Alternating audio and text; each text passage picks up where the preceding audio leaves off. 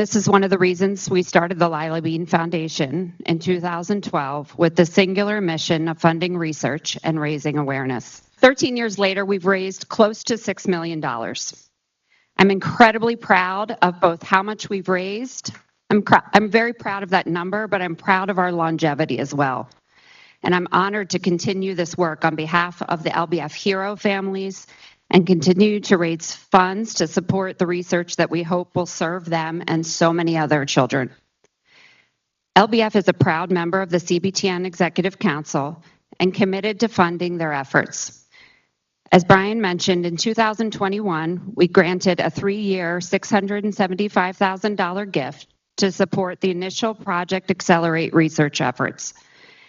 This past July, we made a second multi-year grant of $500,000 to CBTN to focus on data harmonization and optimization, AI pipeline development and refinement, and project management.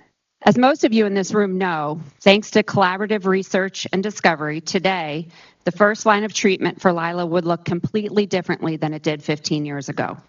It would be a pill taken orally with very little side effects and disruption to daily life.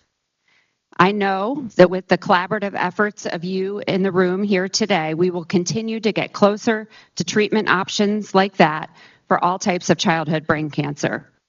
Thanks to collaboration between researchers, pharma, and industry, we are prioritizing pediatric brain cancer. A very special thank you to AWS for their extraordinary efforts as partners and advocates. I hope that we'll look back on this meeting in 10 years and know that the collaboration and connections that happened here inspired subsequent discoveries.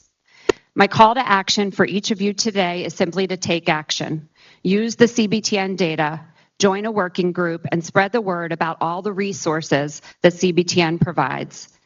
I thank all of you for your tireless work that you do on behalf of not only my daughter, but all children and families affected by pediatric brain cancer. And I would be remiss if I didn't share that despite Lila's many struggles, she is a thriving, beautiful, and joyful beacon of hope, and for that, I am truly grateful.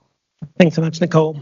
I think you'll hear it over and over today how excited all of us are for today, and there are a number of milestones that you're already hearing that are being established today. It's my pleasure to host the next session, and we'll kick it off with Roland in a second. But one really key sort of narrative that I'd like to connect the dots on is that you'll see here today a number of what they're called Amazonians teams, right, working together to make all of this successful. And from the very beginning, at least for us in CBTN, it was this concept of teaming and partnering that laid a foundation for today. Almost 2 years ago, we began partnering, and you won't get enough credit for it, but Ashwini is always in the background, really hatching crazy ideas of what could be possible. This led to a cancer moonshot initiative, a pilot, unfunded, totally just because people wanted to do it, of what it would look like to create better networks, accelerated access, and transformative use of the cloud. Today, at 10 o'clock, you're getting a preview of this, the Radiant initiative, funded by ARPA-H, a $10 million initiative across PNOC and CBTN will be announced. You'll hear a lot more about it the rest of the day, but that's just one of the announcements you'll hear today, and it's a huge testament to the teamwork on behalf of AWS, but more importantly, the teamwork across our organizations, across CBTN, our hospital systems, patients and families, PNOC. And so I'll pause and just celebrate, right, that a brand new federal agency is starting off its own journey as a federal agency by investing in a pediatric mission that has rarely happened before.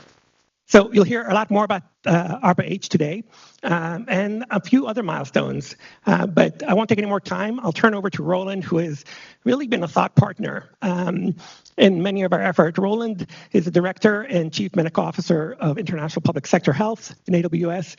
He's a radiologist, and I think radiologists sort of span that context between the digital and the analog in so many different ways, right? Imaging was first sort of analog, right, film, then became digital. But more importantly, even today, and I shared this with some of you recently, I went around the corner in my office to Dr. J. Storm's office and took a picture of his desk. And on his desk are still CD-ROMs, right, of MRIs. Some weird, right, metaspace of digital analog context, right, still residual, right, slowing and challenging our enterprise. Roland is going to be key in many initiatives moving forward, and I'm happy to have you kick us off for today as our keynote.